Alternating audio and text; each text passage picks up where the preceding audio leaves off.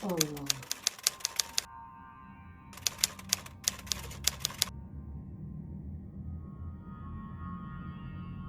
Assalamualaikum warahmatullahi. Assalamualaikum warahmatullahi. Mang Sukir. A'udzu billahi minasyaitonir rajim. Bismillahirrahmanirrahim. Assalamualaikum warahmatullahi wabarakatuh. Kembali lagi bersama Mang Sukir. Untuk cerita kali ini, Mang Sukir masih melanjutkan cerita yang sebelumnya. Bau anyir di rumah Suwung. Dan tak usah berlama-lama, langsung saja kita ke ceritanya. Hari demi hari berlalu. Sunarko didepak begitu saja oleh sang istri. Dan akhirnya hidup langsak di jalanan karena tak mampu lagi menguntungkan bagi Widarti. Hidup Widarti tak kalah pontang-panting. Gilang putranya tumbuh menjadi pemberang dan berandalan yang hanya bisa menghabiskan uang orang tuanya tanpa bisa menghasilkan uang. Alih-alih bersedia bekerja, Gilang selalu berdalih, "Orang tua aku hanya mengandalkan warisan. Untuk apa aku susah payah bekerja selama aku bisa meminta pada orang tua?" Selama ini, Widarti selalu memanjakannya dan memberikan contoh yang tak baik pada putranya. Uang yang dihasilkan Widarti dari bekerja sebagai juragan sayur memanglah banyak. Namun, uangnya selalu habis dengan cepat untuk menggerojok putranya.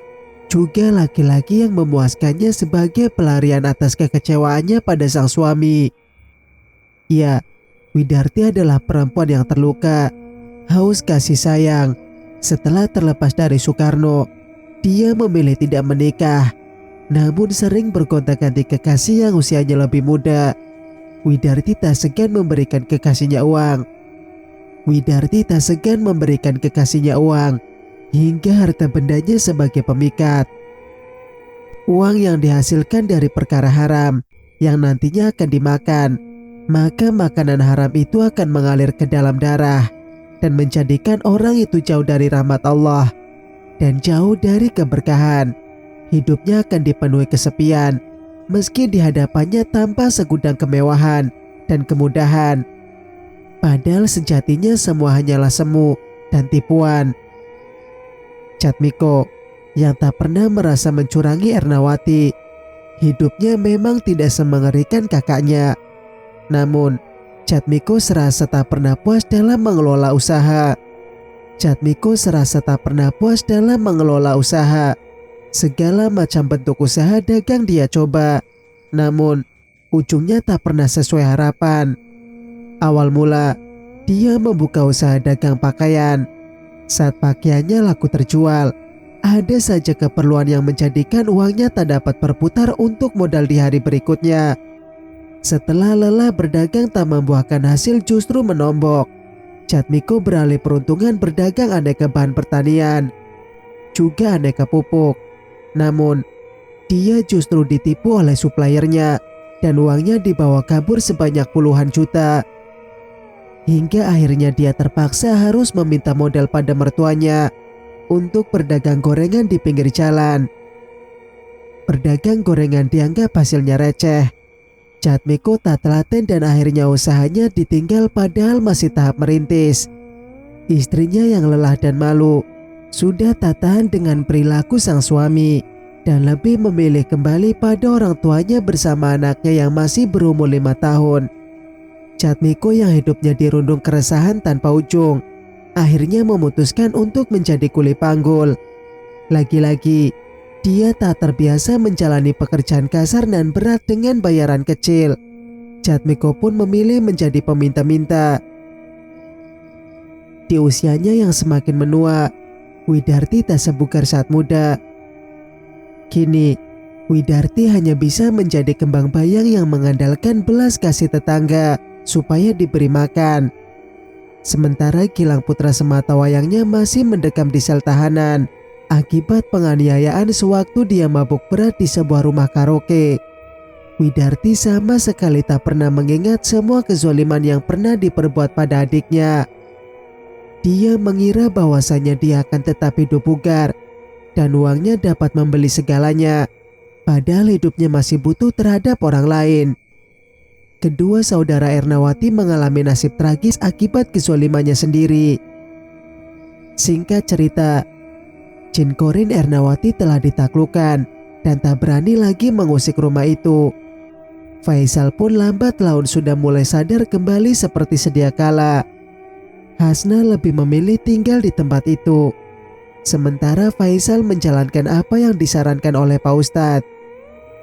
Bahwasanya rumah harus selalu diperdengarkan ayat suci dan tak boleh dibiarkan kosong terlalu lama. Jin Korin Ernawati sudah melangkahi batasan dimensinya. Dia tak hanya mengusik ketenangan manusia dengan menakut-nakuti, tapi juga hampir merusak mahligai rumah tangga Faisal dan Hasna yang semula harmonis tanpa gejolak. Kadita telah dibawa pulang ke rumahnya, sementara Mbok Yem masih terbaring di ranjang seusai pulang dari rumah sakit akibat pukulan kayu oleh Kadita yang kerasukan. Kala itu, Mak Yem melarang Kadita untuk melangkah menuju ke rumah Faisal. Mak Yem ketar-ketir bila Kadita kerasukan lagi akan melakukan hal serupa terjadi pada Taufan. Namun, Kadita yang sudah tunduk di bawah Rucin Ernawati tak terima Mak Yem menghalangi, lantas memukulnya dengan sebilah kayu hingga Mak Yem tak sadarkan diri, bersimbah darah. Sedangkan Kadita yang kerasukan Ernawati bisa bebas seenaknya menggoda Faisal yang ditinggalkan istrinya selama berhari-hari dan mengira bahwasanya Kadita itu istrinya. Aktivitas pekerjaan Faisal masih belum berjalan normal semenjak Pak Ustadz datang. Hasna dan Faisal ingin memperbanyak zikir di rumahnya. Hari ini, mereka mengundang serta ratusan anak yatim, santri ponpes, serta duafa untuk berdoa bersama di rumahnya, agar di rumahnya dilimpahkan berkah dan jauh dari mara bahaya yang mengintai. Aji, Wildan, Eko dan Guntur, karyawan di rumah makan Faisal, turut membantu jalannya acara hingga sukses. Kedua kakak Hasna dan kedua orang tuanya pun turut hadir meramaikan. Hasna tak pernah menceritakan tragedi di rumahnya kepada keluarganya demi menjaga nama baik suaminya. Dia masih ingin tetap bersama sang suami apapun yang terjadi. Meski sikapnya berubah menjadi lebih dingin kepada Faisal, namun dalam hatinya tetap memaafkan apa yang terjadi.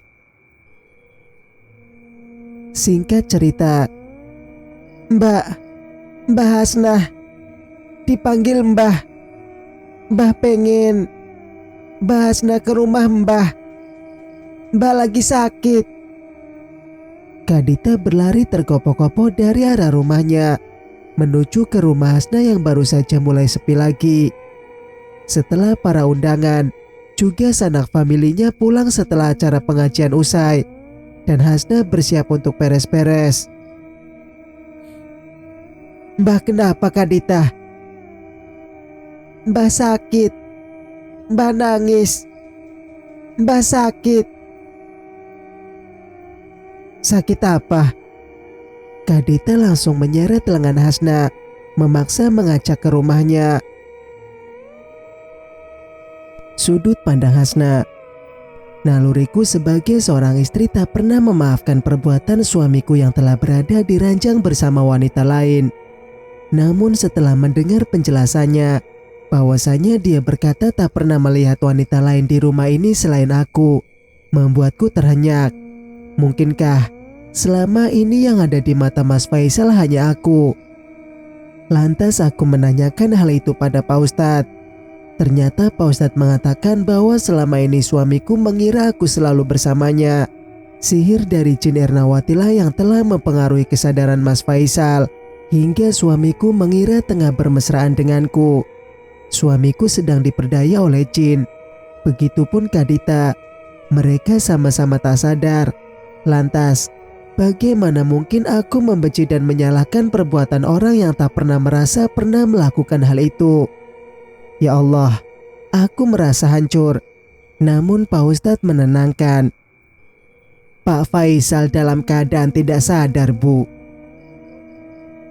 Terus gimana kalau ternyata selama saya tinggal Mas Faisal udah berbuat zina dengan Kadita yang kerasukan, Pak Ustadz? Zina tetap saja zina, Pak Ustadz, kataku sembari mengalirkan air mata kian derasnya.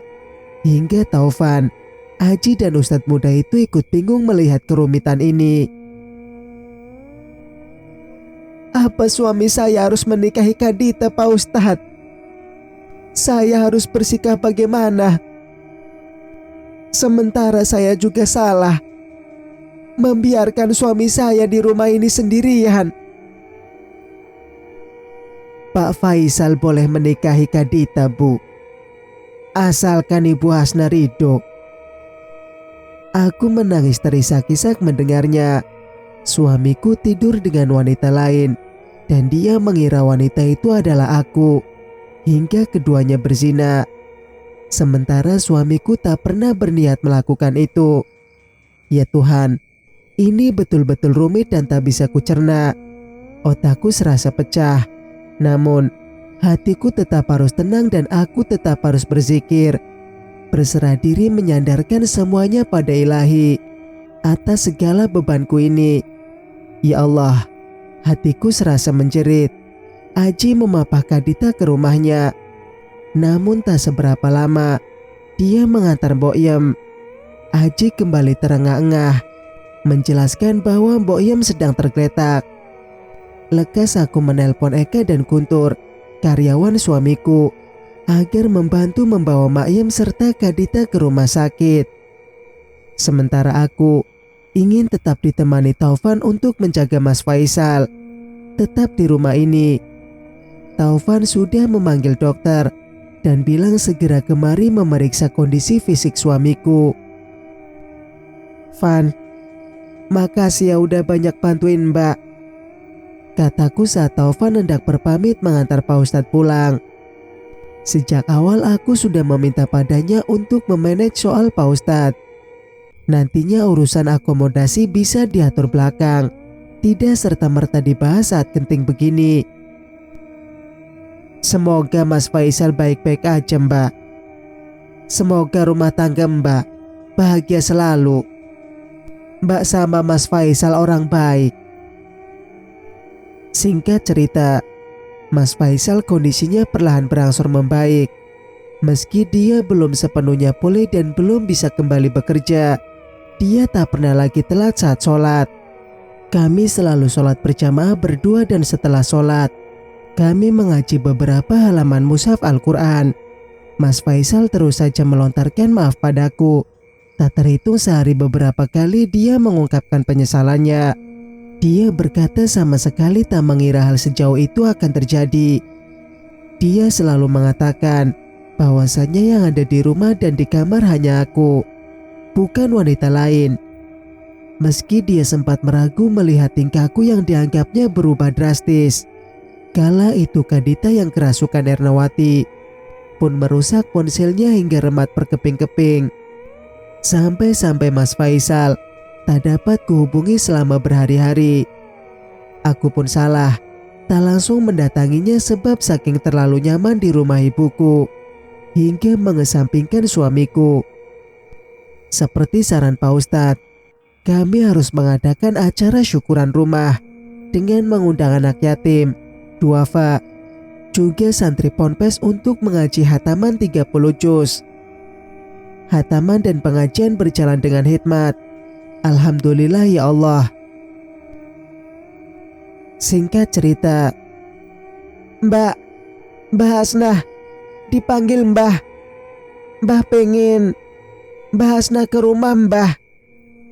Mbah lagi sakit. Kadita berlari tergopoh-gopoh dari arah rumahnya menuju rumah kami yang baru saja mulai sepi lagi. Setelah para undangan, juga sanak familinya pulang setelah acara pengajian usai, aku bersiap untuk beres-beres. Mbah kenapa Kadita? Tanyaku panik. Mbah sakit. Mbah nangis. Mbah sakit. Kadita seperti anak kecil yang merengek. Sakit apa? Kadita langsung menyeret lenganku memaksa mengajak ke rumahnya. Mas Faisal melihatku diseret Kadita, berupaya mencegah. Namun, Kadita tak mengindahkan sama sekali dan terus menyeretku hingga Mas Faisal turut mengekori kami. Sesampainya di sana, kulihat Simbo tengah terkulai lemah. Di ranjang berbahan bambu di ruang depan, wajah Mbok Yem menghitam. Sementara bibirnya sudah mulai memucat, matanya cekung, dan sorot matanya mulai sayu. Mbok kenapa?" tanyaku teramat panik dan cemas.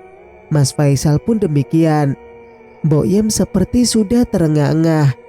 Entah, semoga tak terjadi yang kukhawatirkan. "Nduk, maafin Mbok ya. Mbok selama ini udah jahat sama kalian. Padahal kalian udah baik sama Mbok. Nggak seperti orang-orang lain yang nggak pernah peduliin kami." Ucapan Mbok terjeda karena napasnya seakan tercekat, tersendat-sendat. "Selama ini Mbok udah bikin kalian ndak kerasan. Mbok udah nakutin kamu, Nduk. Hasna, Mbok nyapu halaman belakang tengah malam biar kamu takut. Ndak kerasan. Mbok juga yang nyiram depan rumahmu sama air kotoran, air campur bangkai, biar kamu ngira itu bau makhluk halus." Mataku membelalak sempurna, sementara kepalaku memanas menahan emosi. Ingin sekali menampar Mbok di detik ini juga. Begitupun Mas Faisal yang sudah mengepalkan tangan. Namun urung sebab tak tega sepertinya napas Mbok Yem sudah berada di ujung ubun-ubun. "Kenapa Mbok lakuin itu sama kami, Mbok? Apa salah kami? Apa selama ini kami udah berbuat jahat sama Mbok?" Tegas Mas Faisal berapi-api, menggertak nyalang, hingga rahang kokohnya mengeras sempurna. "Kalian ndak salah. Kalian ndak jahat. Kalian orang baik. Mbok lah yang sudah jahat selama ini. Mbok lakuin itu supaya rumah itu ndak dimiliki siapapun. Supaya penghuninya ndak ada yang betah.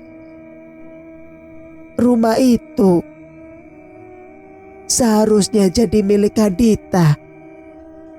Kadita itu anaknya Ernawati yang udah Mbok rawat sejak baru lahir. Ernawati sebelum bunuh diri, dia meminta ke Mbok supaya jaga rumah itu jangan sampai jatuh ke tangan orang lain sampai Kadita dewasa. Ernawati dicurangi saudaranya, tapi dia tetap ingin mewariskan rumah itu ke anaknya. Dia ndak terima kalau rumah itu sampai dimiliki orang lain, Dok. Makanya sejak awal dia ndak terima kalau rumah itu sampai dimiliki orang lain, Dok. Makanya sejak awal kalian mau bikin ndak kerasan. Ini demi Kadita. Mbok salah, Nduk. Mas, maafin Mbok ya. Kalau kalian maafin Mbok, nanti Mbok bakal balik dengan tenang sama yang punya nyawa. Kadita itu anaknya Erna sama Sunarko, kakak iparnya. Ernawati udah banyak menderita sebelum melahirkan Kadita. Sampai akhirnya dia bunuh diri. Aku terisak mendengarnya. Sejujurnya ada rasa sakit, marah, kasihan, dan sedih menyeruak, bercampur menjadi satu. Jadi, selama ini Kadita adalah anak dari Ernawati, hasil dari hubungan gelap dengan iparnya. Astagfirullah. Kadita tak tahu apapun soal orang tuanya. Kasihan sekali dia. Yang orang-orang tahu, Kadita itu anak nemu dari tong sampah dekat jembatan. Padahal Kadita itu anaknya Ernawati. Maafkan Mbok Yando. Mas, maafkan Mbok. Biar Mbok bisa mati dengan tenang. Maafkan Mbok Yando. Mas, maafkan Mbok. Biar Mbok bisa mati dengan tenang. Beberapa saat berhenti berucap, Mbok Yem tiba-tiba melemah dan tak sadarkan diri. Suamiku yang panik lantas mendekat memastikan denyut nadi Mbok Yem. Innalillahi wa inna ilaihi roji'un, ucap Mas Faisal. Innalillahi, ucapku terjeda saat dadaku terisak dan tangisku mulai pecah.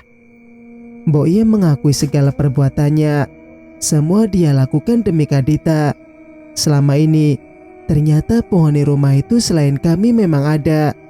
Namun aroma anyir, busuk bercampur aroma kotoran itu sengaja Mbok Yem melakukan demi bisa membuat rumah itu tak lepas dari Kadita. Kami memaafkanmu, Mbok.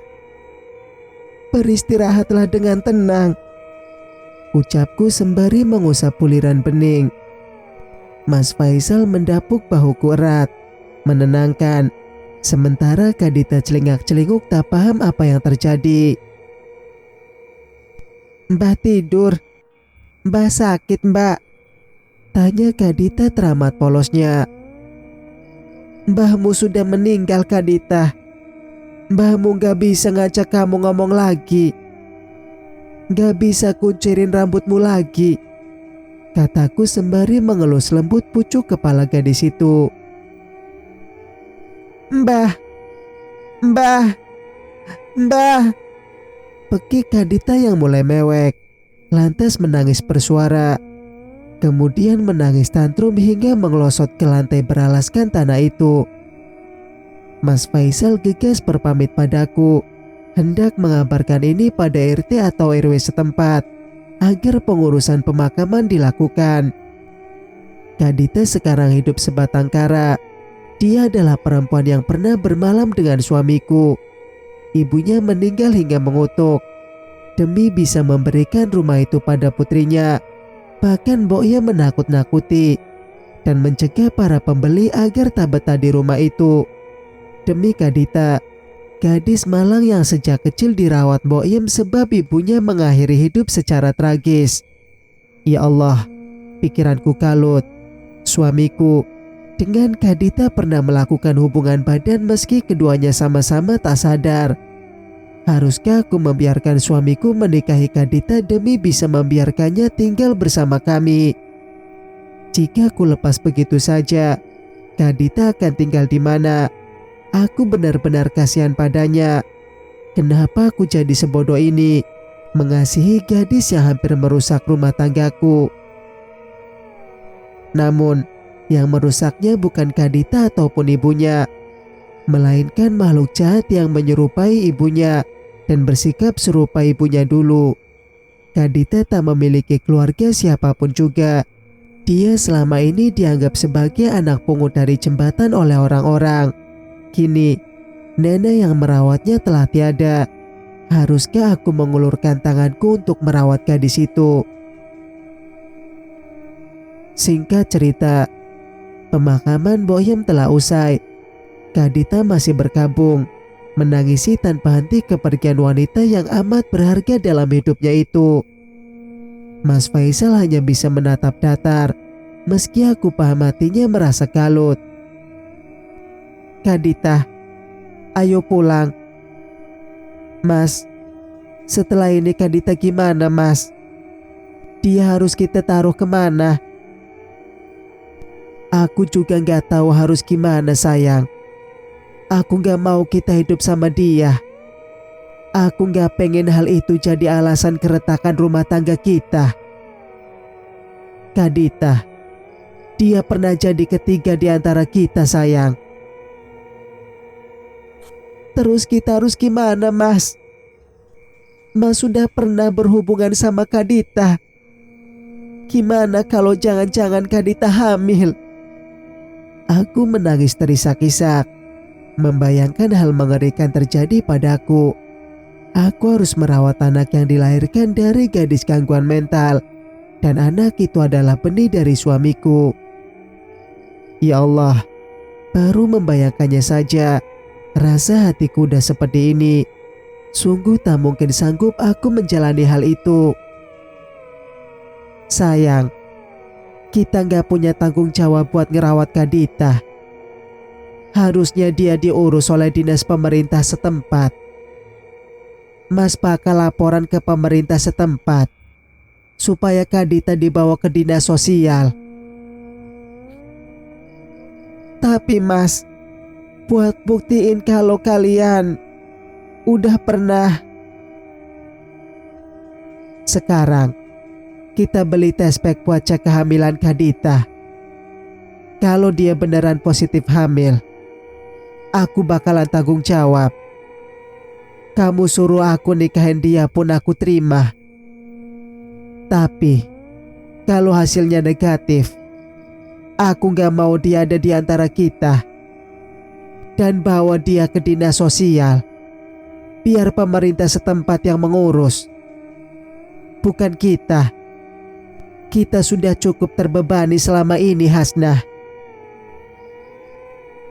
Baik, Mas. Aku sama sekali gak pernah berharap ada benih di perut dia, Mas. Dia masih terlalu belia. Lebih kasihan lagi anak yang bakal dia lahirkan nanti. Hasnah, kamu gak usah mikir sejauh itu.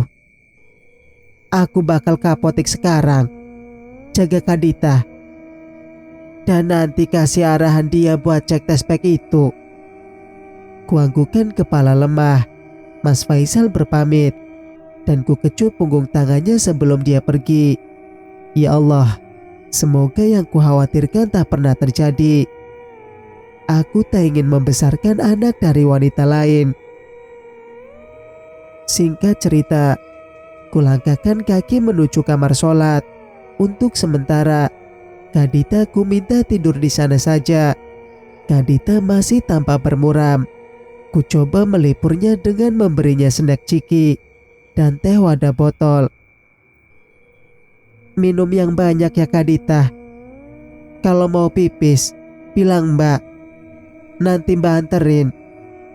Kataku pada Kadita. Ini sudah terhitung lebih dari seminggu saat aku meninggalkan Mas Faisal ke rumah ibu. Saat ku baca di sebuah halaman web, waktu yang tepat melakukan tes kehamilan adalah seminggu hingga 2 minggu setelah melakukan hubungan badan. Berarti ini adalah waktu yang pas umpama aku mengecek tes pack untuk Kadita. Singkat cerita, Mas Faisal kembali dari apotek dan aku sudah mendapatkan urin dari Kadita. Sayang, aku beli yang harganya paling mahal di antara yang lain. Kata apotekernya, ini yang lebih akurat. Semoga hasilnya negatif. Aneh sekali, ini yang selalu kulakukan selesai bermalam dengan Mas Faisal. Berharap ada 2 garis menjadi penambah kebahagiaan kami. Namun, hal itu belum terwujud juga. Setelah kami mengarungi bahtera pernikahan menginjak tahun ketiga, kini justru kami ketar-ketir dengan hasilnya. Karena jika positif, justru akan menjadi momok mengerikan bagi keberlangsungan rumah tangga kami. Aku menanti beberapa menit setelah merendamnya. Pacu jantungku terus berdenyut tanpa ritme beraturan. Beberapa saat, akhirnya jawaban yang paling kami nantikan tiba. Alhamdulillah ya Allah. Mas Faisal berseloroh lantang. Sementara aku menangis haru melihat hasil di tanganku. Alhamdulillah Mas, hasilnya negatif. Sayang, sekarang kamu percaya kan kalau... Iya Mas, Aku menjeda ucapan Mas Faisal. Sekarang, aku bakal urus Kadita biar dia dibawa ke dinas sosial. Kita bakal kembali kayak dulu lagi kan sayang? Apakah kamu udah maafin Mas? Mas janji bakal manut apa yang kamu mau. Kita pindah segera. Mas bakal usahain nyari hunian sesuai kehendak kamu. Bila perlu, Mas bakal langsung jual mobil ini sayang. Mas tahu, gak gampang buat kamu ngembaliin kepercayaan kamu ke Mas seperti sebelumnya. Mas Faisal menggenggam jemariku, penuh harap. Rumah ini, kata Pak Ustadz, kita harus tetap tinggali Mas. Setelah kejadian demi kejadian yang kita lalui, aku paham segala sesuatu itu gak mungkin terjadi secara tiba-tiba. Kalau rumah ini kita biarkan kosong, nanti akan jadi balik kayak dulu. Gak mungkin kan Mas? Terus, kita gimana sayang? Apa kita sewain aja rumah ini? Terus kita pelan-pelan bikin rumah, nyari-nyari tanah yang sekiranya cocok buat hunian sekaligus usaha. Itu impian aku sejak lama Mas. Tapi untuk saat-saat ini, kita masih belum ada dana sebanyak itu buat bangun rumah sendiri di lahan yang strategis. Aku bakalan sabar kok Mas, sampai kita mampu bikin rumah idaman yang kita impikan. Terus, sementara kita tinggal di mana sayang? Masih di sini apa gimana? Aku mau rumah ini kita tempatin sama-sama Mas.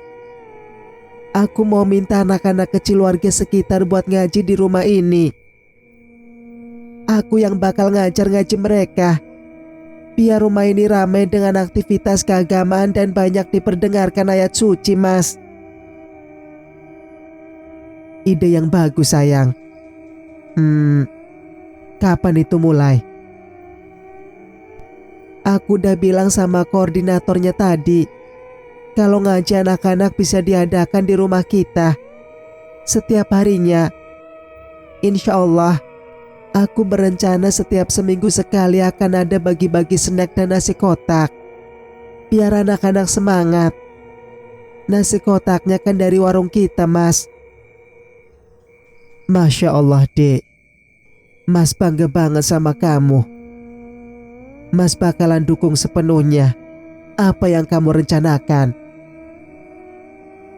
Oh iya Mas, aku juga udah bilang ke Taufan, minta tolong cariin asisten rumah tangga yang umurnya 40 atau 50 tahunan buat bantu-bantu di sini. Mas Faisal mengangguk dan merengkuku erat. Singkat cerita, Mas Faisal sudah melapor ke petugas pemerintah setempat untuk mengurus Kadita. Maafkan aku Kadita, aku tidak bisa membiarkanmu tinggal bersama kami. Meskipun tingkahmu polos selayaknya kanak-kanak, namun postur dan usiamu, juga kejadian itu masih membuatku trauma dan khawatir akan retaknya rumah tangga kami. Maafkan kami Kadita, kamu bukan tanggung jawab kami. Kami sudah berupaya maksimal demi mencari tempat tinggal yang layak untukmu kelak. Insya Allah, kami akan mengunjungimu saat di sana. Di sini, meski dulunya dianggap angker, aku akan berupaya maksimal menghapus stigma tersebut dan menjadikan rumah ini menjadi ladang pahala serta tempat yang bermanfaat untuk anak-anak mengaji. Selesai. Semoga cerita ini dapat memberikan pembelajaran kepada kita semua. Jangan ambil sisi negatifnya, tapi positifnya. Jika kalian suka dengan ceritanya, jangan lupa untuk like, komen, dan subscribe channel ini agar tidak ketinggalan cerita-cerita dari Mang Sukir. Wassalamualaikum warahmatullahi wabarakatuh.